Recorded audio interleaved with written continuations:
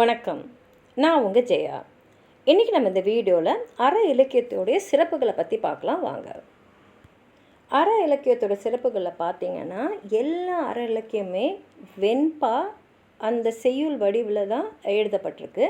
இதில் இருக்கக்கூடிய அகநூல்கள்லாம் சங்க அகமரபை காக்க தான் வச்சுருக்காங்க. அதை மீறி அவங்க எழுதப்படலை. உள்ளத்துக்கும் உடலுக்கும் மருத்துவமாக இருக்கக்கூடிய விஷயங்களை தான் அற இலக்கியத்தில் பார்க்க வைக்கிறது, நமக்கு வியக்க வைக்குது. இதில் உள்ள ஐந்திணை பாடல்களே பின்னாடி வந்த காப்பியங்களில் ஐநில வர்ணனையாக வளர்ச்சி அடைஞ்சிருக்குன்னு கூட சொல்லலாம். சங்க காலத்துக்கு பின்னாடி பல்லவர்களுக்கு முன்னுள்ள அந்த இடைப்பட்ட காலத்தில் வாழ்ந்த மக்களை குறித்த செய்திகள் எல்லாம் நம்ம தெரிஞ்சுக்கிறதுக்கு இந்த இலக்கியங்கள் தான் நமக்கு துணை புரியுது. உங்களுக்கும் எதாவது சொல்லணும்னு நினச்சிங்கன்னா கீழே இருக்கிற கமெண்ட் பாக்ஸில் எழுதுங்க. இந்த வீடியோவை லைக் பண்ணுங்கள், உங்கள் ஃப்ரெண்ட்ஸோடு ஷேர் பண்ணுங்கள். சப்ஸ்கிரைப் பண்ணாதவங்களாம் ப்ளீஸ் சப்ஸ்கிரைப் பண்ணி சப்போர்ட் பண்ணுங்கள். நன்றி.